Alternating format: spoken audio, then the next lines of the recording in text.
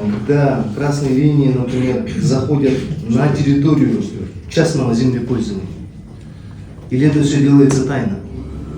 По красным линиям, красные линии определяются в соответствии с генеральным планом. В генеральном плане города Бишкек есть транспортная схема, которая определяет категории улицы, и согласно этой категории устанавливается ширина красных линий.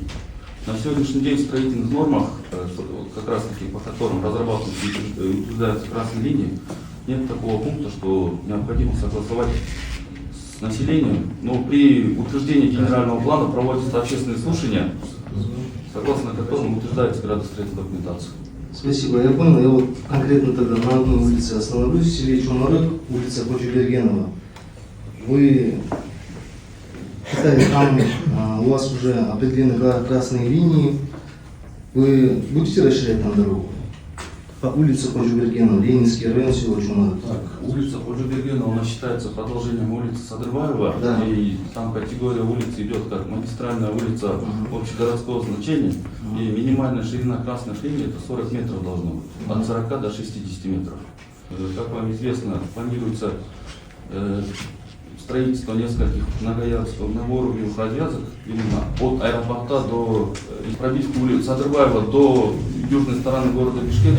Вопрос будет рассматриваться в установленном порядке.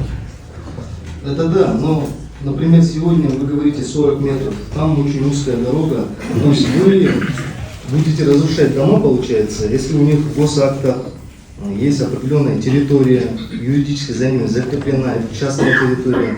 Вы как будете исходить? От края дороги или от края тротуара или от границ земельного участка по госакту? При разработке значений и градостроительной документации вопросы существующих объектов не рассматриваются, потому что градостроительная документация разрабатывается на развитие города. А по поводу уже выделенных земельных участков, согласно земельного кодекса, при реализации объектов общественного значения будет подниматься вопрос предоставления взамен альтернативных участков или выкупа по рыночной стоимости.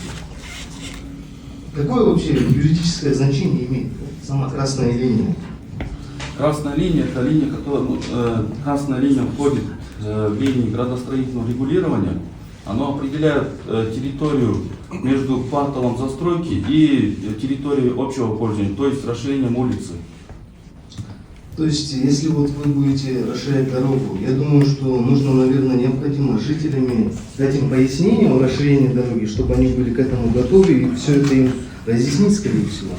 При разработке проектной документации, когда этот проект будет реализовываться, соответственно, жителями данного района будет проводиться разъяснительная беседа полностью, и вопросы выкупа земельных участков также будут обсуждаться. То есть компенсации будут учитываться? Обязательно. На сегодняшний день это практикуется и